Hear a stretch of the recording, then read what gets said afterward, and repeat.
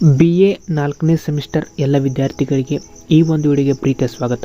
ಇವತ್ತಿನ ಒಂದು ವಿಡಿಯೋದಲ್ಲಿ ನಾವು ಘಟಕ 1 ಕಾಯಕ ಈ ಕಾಯಕ ಘಟಕದಲ್ಲಿರುವಂತಹ ಅಧ್ಯಾಯ 1 ಶಿವಯೋಗಿ ಶರೀರಂ ವೃತ ಸವಿಯಲಾಗದು.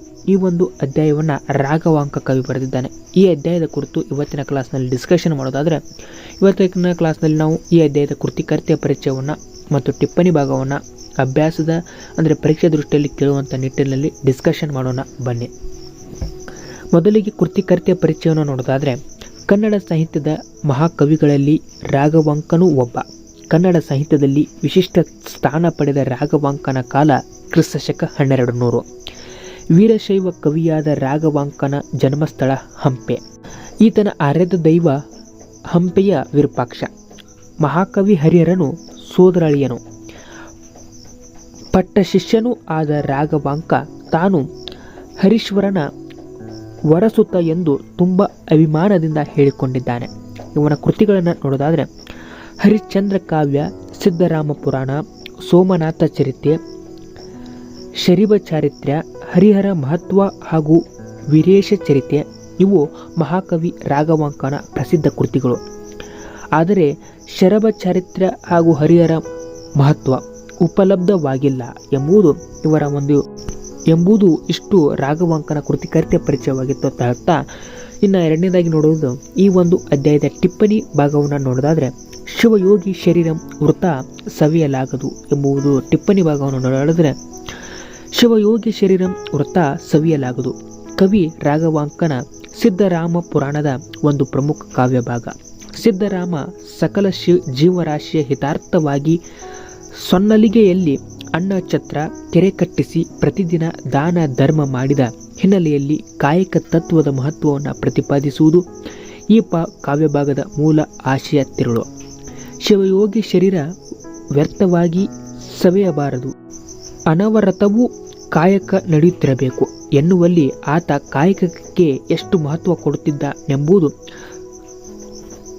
ಸುವ್ಯಕ್ತವಾಗುತ್ತದೆ. ಇದರ ಜೊತೆಗೆ ರಾಘವಾಂಕ ಸಿದ್ಧರಾಮನ ಅನನ್ಯ ಮಹತ್ವವನ್ನು ಎತ್ತಿ ಹಿಡಿಯುತ್ತಾನೆ. ಆತನ ದೃಷ್ಟಿಯಲ್ಲಿ ಸಿದ್ಧರಾಮ ಎಲ್ಲ ಲೌಕಿಕ ಅಥವಾ ಐಹಿಕ ಕ್ರಿಯಾದಿಗಳಿಂದ ಹೊರಗುಳಿದ ಸಾಕ್ಷಾತ್ ಪರಶಿವ. ಈ ಕಾವ್ಯಭಾಗದ ಅಲ್ಲಲ್ಲಿ ಸಿದ್ಧರಾಮನ ಈ ವರ್ಣನೆ ತಂದು ಆತನ ಮಹತ್ವವನ್ನು ಎತ್ತಿ ಹಿಡಿಯುತ್ತಾನೆ ಕವಿ ರಾಘವಾಂಕ. ಸಿದ್ಧರಾಮ ಸಕಲ ಜೀವರಾಶಿ ಹಿತಾರ್ಥವಾಗಿ ತನ್ನ ಜೀವನವನ್ನೇ ಮುಡಿಪಾಗಿಟ್ಟ ಶಿವಯೋಗಿ.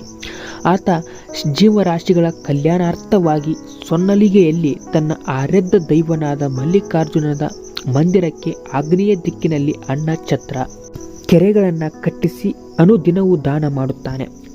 ನರಕದಲ್ಲಿ ಬಿದ್ದು ಕೊಳಲಾಡುತ್ತಾ ತನ್ನ ಬಳಿಗೆ ಬಂದವರಿಗೆ ಅಭಯ ಕೊಡುತ್ತಾನೆ. ಮೂಕರನ್ನು ಹರಸುತ್ತಾನೆ. ಮಕ್ಕಳಿಲ್ಲದವರಿಗೆ ಮಕ್ಕಳನ್ನು ಕರುಣಿಸುತ್ತಾನೆ. ಸಿದ್ಧರಾಮನ ದಾನ ಧರ್ಮದ ಕೀರ್ತಿ 3 ಲೋಕಗಳಿಗೂ ಪಸರಿಸುತ್ತದೆ. ಜೊತೆಗೆ ಶೈವ ಕೀರ್ತಿಯು 3 ಲೋಕಗಳಲ್ಲಿ ಕಿಡಿ ಹೊಡೆಯುತ್ತದೆ. ಆತನ ಕೀರ್ತಿಯನ್ನು ಕೇಳಿ ಅನೇಕ ರಾಜರು ಬಂದು ಗೌರವದಿಂದ ಸನ್ಮಾನಿಸಿ ಕಾಣಿಕೆ ಕೊಡುತ್ತಾರೆ. ಸಾಕ್ಷಾತ್ ಶಿವನೇ ಸಿದ್ಧರಾಮನ ಕಾರ್ಯವೈಖರಿಯನ್ನು ಕಂಡು ಮೆಚ್ಚಿ ಕರುಣಿಸಿ ಗಂಗೆ ಮೊದಲಾದ ಪುಣ್ಯ ನದಿಗಳನ್ನು ಸಿದ್ಧರಾಮನಲ್ಲಿಗೆ ಕಳಿಸಿ ಆತನ ಲೋಕ ಕಲ್ಯಾಣ ಕಾರ್ಯಕ್ಕೆ ಸಹಕರಿಸಲು ಕಳಿಸಿಕೊಡುತ್ತಾನೆ. ಆದರೆ ಕಾಯಕ ಜೀವಿಯಾದ ಸಿದ್ಧರಾಮ ಅದನ್ನು ಒಪ್ಪುವುದಿಲ್ಲ.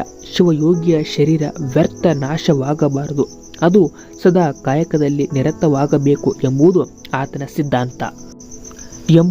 ಶಿವಯೋಗಿ ಶರೀರಂ ವೃತ ಸವಿಯಲಾಗದು ಎಂಬುದು ಎಂಬ ಪದ್ಯ ಭಾಗದ ಟಿಪ್ಪಣಿ ಭಾಗವಾಗಿತ್ತು ಅಂತ ಹೇಳ್ತಾ, ಇನ್ನು ಇದರ ಮುಂದಿನ ಕ್ಲಾಸ್ನಲ್ಲಿ ಈ ಅಧ್ಯಾಯಕ್ಕೆ ಸಂಬಂಧಿಸಿದಂತಹ ಪ್ರಬಂಧ ರೂಪದ ಪ್ರಶ್ನೋತ್ತರ ಡಿಸ್ಕಷನ್ ಮಾಡೋಣ ಅಂತ ಹೇಳ್ತಾ, ಅಲ್ಲಿವರೆಗೂ ಎಲ್ಲರಿಗೂ ನಮಸ್ಕಾರ.